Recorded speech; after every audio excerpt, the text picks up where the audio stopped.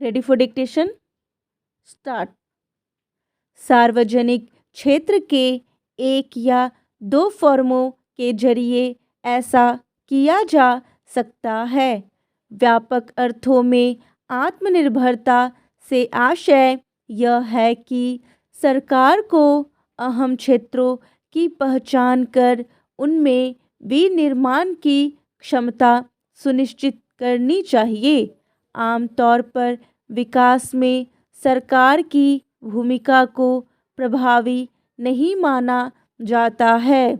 हालांकि भारत के हाल के अनुभव इस तरह की चिंताओं को खारिज करते हैं।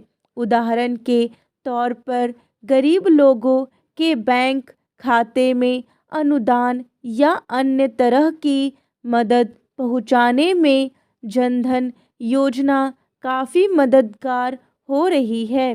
इसी तरह स्वच्छ भारत अभियान साफ सफाई को लेकर जागरूकता फैलाने में काफ़ी सफल रहा है और इसका स्वास्थ्य के मोर्चे पर सकारात्मक असर देखने को मिला है। इन दोनों कार्यक्रमों के जरिए जो नतीजे हासिल हुए वे निजी उद्यम के जरिए संभव नहीं थे।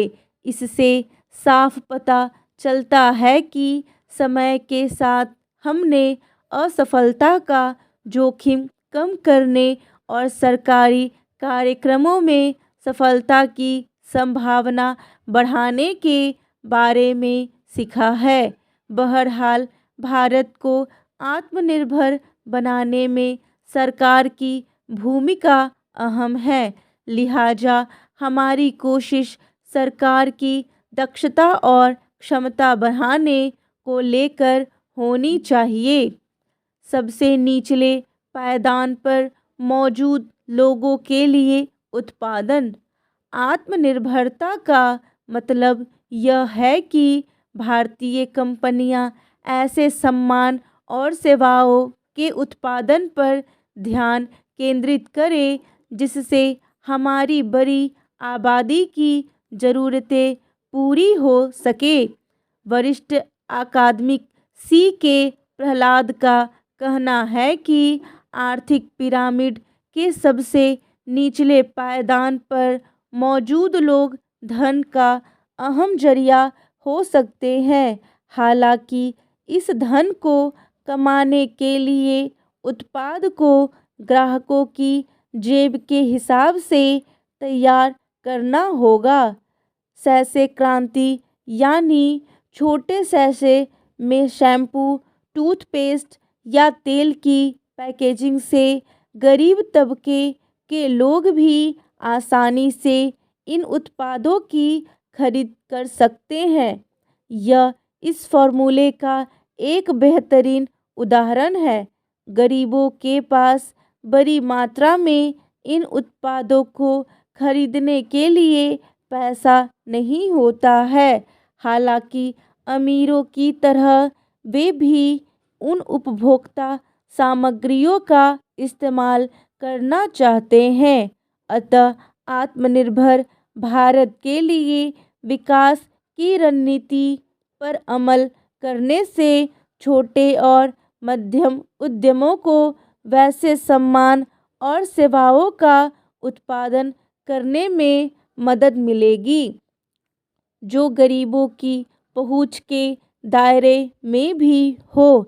भारतीय कंपनियां गरीबों की ज़रूरतों को पूरा करने के लिए जो कारोबारी मॉडल अपनाती है उसके जरिए वे एशिया और अफ्रीका के कई विकासशील बाजारों तक अपनी पहुंच बढ़ा सकती है।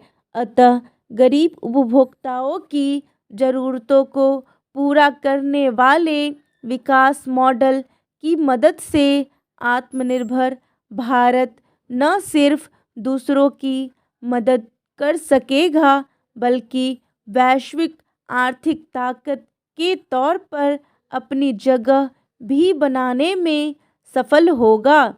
आत्मनिर्भर भारत के लिए कृषि का महत्व।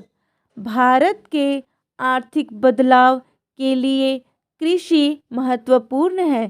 कृषि क्षेत्र में उत्पादन बढ़ाने से खाद्य सुरक्षा और भुगतान संतुलन के आयात में कमी और निर्यात में की स्थिति बेहतर होगी। साथ ही खाद्य प्रसंस्करण को बढ़ावा मिलेगा। कृषि आधारित उद्योगों के लिए गुंजाइश बढ़ेगी और खेती से जुड़ी कई अन्य सेवाओं की मांग बढ़ेगी।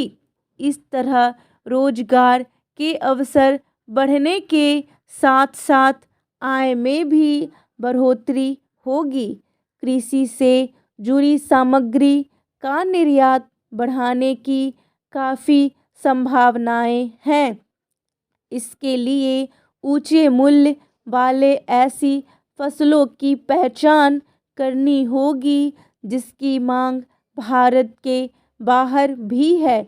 इसके अलावा कृषि की व्यवस्था को तकनीकी तौर पर भी काफ़ी उन्नत बनाया जा सकता है और इससे जुड़े कुछ कौशल का उपयोग दूसरे क्षेत्रों में किया जा सकता है। दरअसल कृषि में नवाचार के पर्याप्त मौके हैं, जैसे कि फसलों का बेहतर मिला जुला रूप, बेहतर खाद, बेहतर बीज, बुवाई का बेहतर तरीका, खेती को पारंपरिक तरीकों से बदलकर आधुनिक तकनीक से जोड़ने से कुछ स्तरों पर समाज में भी बदलाव और आधुनिकीकरण की राह आसानी हो सकती है।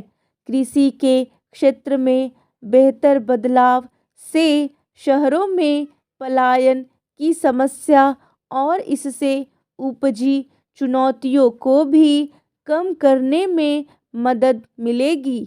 उदाहरण के लिए घर समेत शहरी आधारभूत संरचना के लिए दुर्लभ संसाधनों का इस्तेमाल को भी कम किया जा सकता है।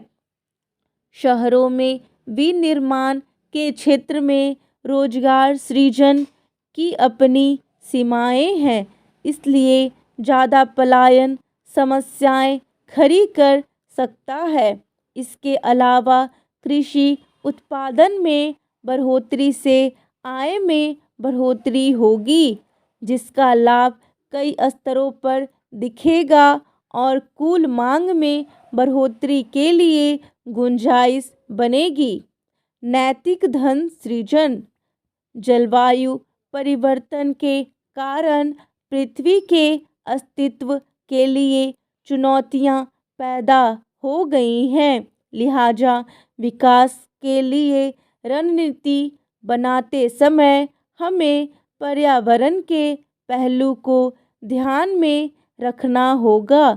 कोरोना महामारी के चलते हुए लॉकडाउन के दौरान हमें यह भी पता चला कि काफ़ी बड़े पैमाने पर आर्थिक गतिविधियां किस तरह से हमारे पर्यावरण पर प्रतिकूल असर डालती है।